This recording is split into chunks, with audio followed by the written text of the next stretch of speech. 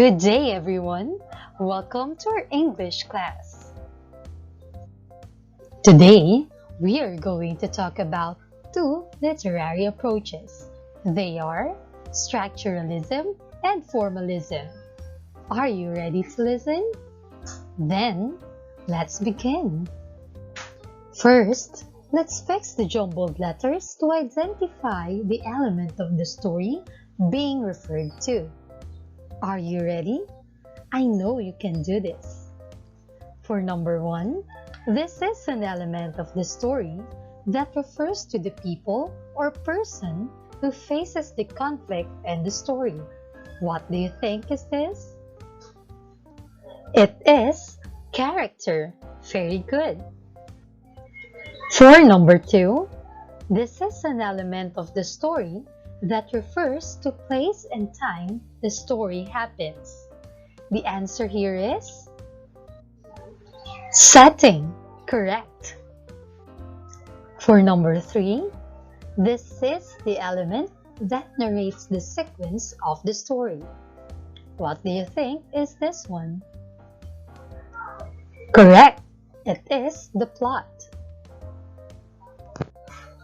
For number 4, this is an element of the story that refers to the central idea. Correct. It's the theme. Lastly, this is the struggle of the protagonist that he needs to face. This gives the sense and highlight of the story. The correct answer is conflict. Very good. Now, these elements would help us understand the story, which is very essential in critiquing a story. Now, let's discuss literary criticism. This is the evaluation, analysis, description, or interpretation of literary works. There are two literary approaches we can use in assessing a literary piece. These are Formalism and Structuralism. Let's begin with Formalism. This studies text as a text. In Formalism, literature is a unique form of human knowledge that needs to be examined on its own terms. A literary work can be understood only by reference to its intrinsic features, which are the elements. These elements include the characters, setting, plot, point of view, theme, and symbolism. Let's discuss each element. The first one, characters. A person or even animal who takes part in the action. Characters can be static, or the one who does not change over time, and dynamic, character whose personality changes over time. Then we have settings. It refers to time and place the story happened. This includes weather condition and social condition. Then we have the plot, the whole sequence of the story. It shows the beginning of the conflict, how the character faces the conflict, and the effect of the character's action toward the conflict or how the conflict is solved. Next, point of view. This is the angle the story is told. It could be the first, second, or third person point of view. The question here is, who speaks in the story? Then, the theme. This is the central idea of the story. It answers the question, what is the story all about? Lastly, we have symbolism. It is any object, person, or situation, event, or action that has deeper meaning.